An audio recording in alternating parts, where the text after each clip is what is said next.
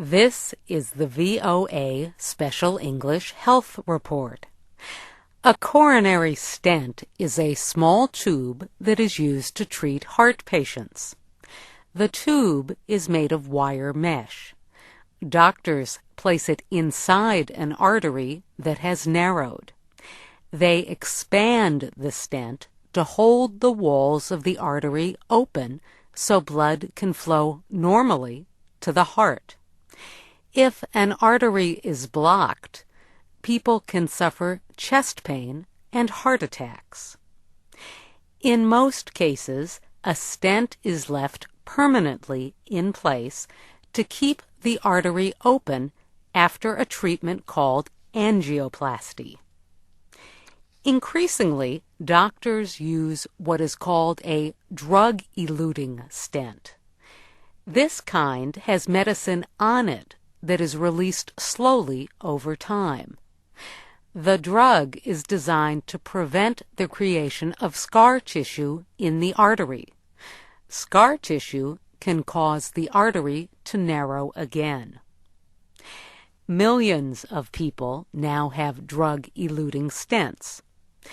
The United States Food and Drug Administration approved the first one in 2003. The devices are approved for use in patients with simple blockages and no history of a heart attack. But once the FDA approves a drug or other treatment, doctors do not have to follow only the approved uses. They may try other uses, including untested uses, if they think it could help their patients. This is called off-label use.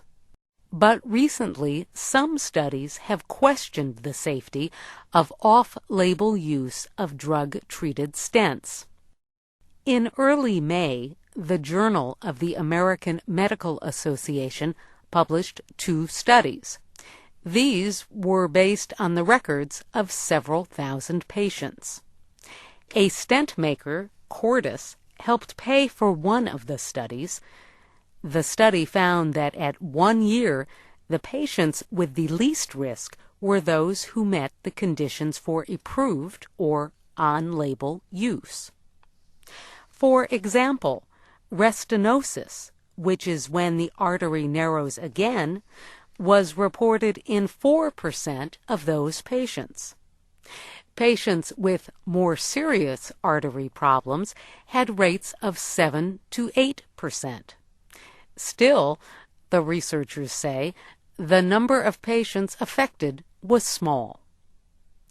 Compared to the first study, the second study found a higher risk of problems with off-label use of drug-eluting stents. Millennium Pharmaceuticals and Schering-Plough helped pay for the second study.